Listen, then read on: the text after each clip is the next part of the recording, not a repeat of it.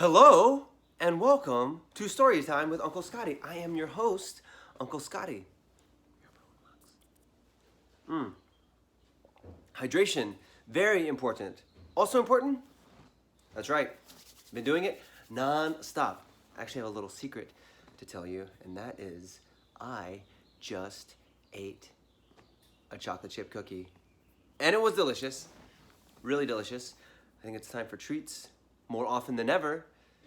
And I don't know if young Isla is out there watching, but it was your father who first renewed my love of chocolate chip cookies not too long ago in the woods of coastal Washington. Thank you to Isla's dad for that. Anyhow, you may recall that we are reading Sideways Stories from Wayside School by Louis Shaw.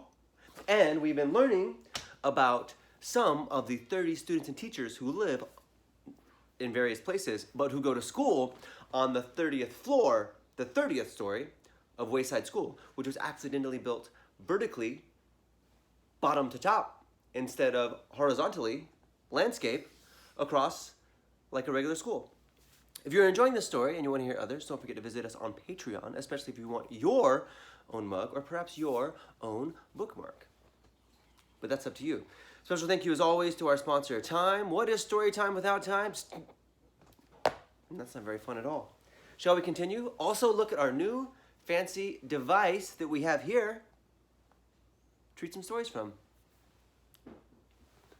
Okay, chapter 7, Calvin. Calvin had a big round face. Calvin, said Mrs. Jules, I want you to take this note to Miss Zarves for me. Miss Zarves? Asked Calvin. Yes, Miss Zarves, said Mrs. Jules. You know where she is, don't you? Yes, said Calvin. She's on the 19th story. That's right, Calvin, said Mrs. Jules. Take it to her. Calvin didn't move. Well, what are you waiting for? Asked Mrs. Jules. She's on the 19th story, said Calvin. Yes, we have already established that fact, said Mrs. Jules. The 19th story, Calvin repeated. Yes, Calvin, the 19th story, said Mrs. Jules. Now take it to her before I lose my patience. But Mrs. Jules, said Calvin. Now, Calvin, said Mrs. Jules, unless you would rather go home on the kindergarten bus. Yes, ma'am, said Calvin. Slowly he walked to the door. Ha ha ha ha ha ha ha ha, laughed Terence. Take it to the 19th story. Give it to Miss Zarves, hooted Myron. Have fun in the 19th story, called Jason. Calvin stood outside the door to the classroom. He didn't know where to go. Now, as you know, when the builder built Wayside School, he accidentally built it sideways. But he also forgot to build the 19th story. He built the 18th and the 20th, but no 19th. He said he was very sorry. There was also no Miss Zarves. Miss Zarves taught the class on the 19th story. Since there was no 19th story, there was no Miss Zarves. And besides that, as if Calvin didn't have enough problems, there was no note. Mrs. Jules had never given Calvin the note. Boy, this is just great, said Calvin. Just great. I'm supposed to take a note that I don't have to a teacher who doesn't exist, who teaches on a story that was never built. He didn't know what to do. He walked down to the 18th story, and then back up to the 20th story, and then down to the 18th, and then back up to the 20th. There was no 19th story. There was never a 19th story, and there never will be a 19th story. Calvin walked down to the administration office.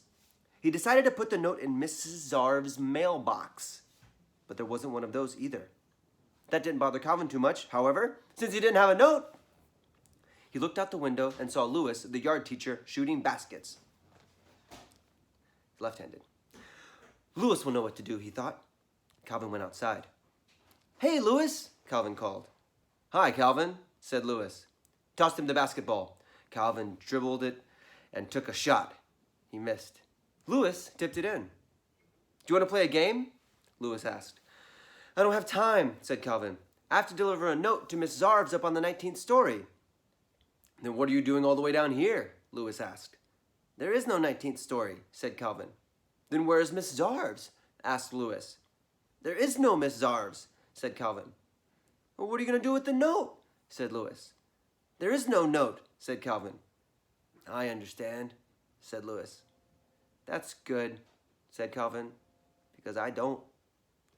It's very simple, said Louis. You are not supposed to take no notes to no teachers.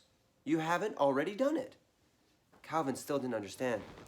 I just have to tell Mrs. Jules that I couldn't deliver the note, he said. That's good, said Louis. Truth is always best. Besides, I don't think I understand what I said either.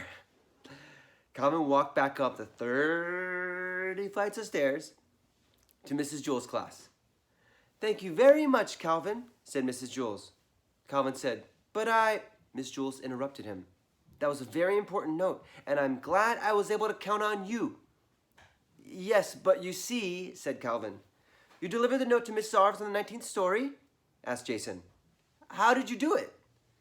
What do you mean, how did he do it? Asked Mrs. Jules. He gave Miss Zarves the note. Some people, Jason, are responsible. But you see, Mrs. Jules, said Calvin. The note was very important, said Mrs. Jules. I told Miss Zarves not to meet me for lunch. Don't worry, said Calvin. She won't. Good, said Mrs. Jules. I have a coffee can full of Tootsie Roll Pops on my desk. You may help yourself to one for being such a good messenger. Thanks, said Calvin, but really, it was nothing. And here we see Calvin getting some Tootsie Roll Pops. Oh boy, Calvin says. Oh boy. Let's do one more. Chapter 8, Myron. Myron had big ears. He was elected class president. I always wanted to be elected class president. Never got elected class president. It's for a different time. The children in Mrs. Jules' class expected him to be a good president. Other presidents were good speakers. Myron was even better. He was a good listener. But he had a problem. He didn't know what a class president was supposed to do. So he asked. That's smart. Asking. What am I supposed to do? It's a difficult job, said Mrs. Jules, but you can do it. You must turn the lights on every morning and turn them off at the end of the day. What? Asked Myron. As a class president, you must learn to listen, said Mrs. Jules. I'll repeat myself only one more time. You must turn the lights on every morning. I heard you the first time, said Myron. Just doesn't sound like much of a job. It certainly is, said Mrs. Jules. Without light, I can't teach, and the children can't learn. Only you can give us that light. I think it is a very important job. I guess so, said Myron. He wasn't convinced. Here, let me show you how to work a light switch, said Mrs. Jules. I already know how, said Myron. I've been turning lights on and off my entire life. Very good, said Mrs. Jules. You'll make a fine president. Myron wanted to be the best president ever. But it was such an easy job, he thought, that anybody could do it. When school let out that day, Myron stayed behind. He turned out the lights by flicking the switch down. Excellent, said Mrs. Jules. On his way home, Myron heard a horrible noise. First there was a loud screeching, and then a sharp squeal, and then a roaring engine, and then the very faint sound of a girl crying. Myron ran over to see what happened. Dana was bent over in the middle of the road. What's the matter? Asked Myron. My dog, Pugsy, was hit by a car, Dana said. Who did it? Asked Myron. I don't know, Dana sobbed.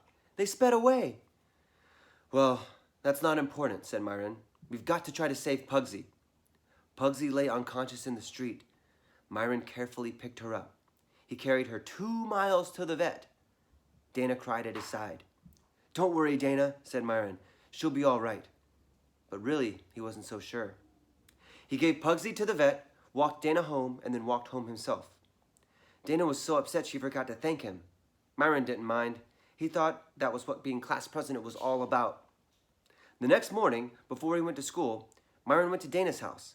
Pugsy was there. She seemed all right. Dana petted her. Pugsy licked her face. See, Myron, she's all right, said Dana. The vet said that you brought her in just in time. Hi, Pugsy, said Myron. He petted her. Pugsy bit his hand. I guess she doesn't know you, said Dana. She was unconscious yesterday when you saved her life. Dana's mother put some medicine and a Band-Aid on Myron's hand. Then she drove the children to school. They were late. They ran up the stairs to Mrs. Jewell's class. The room was completely dark. It's about time you got here, Myron, said Mrs. Jewell. We have no lights. Why didn't somebody else just turn them on? Asked Myron. Because you're class president, said Mrs. Jewell. Show Stephen how to work the lights. From now on, he will be class president. Myron showed Stephen how to turn on the lights. He flicked the switch up.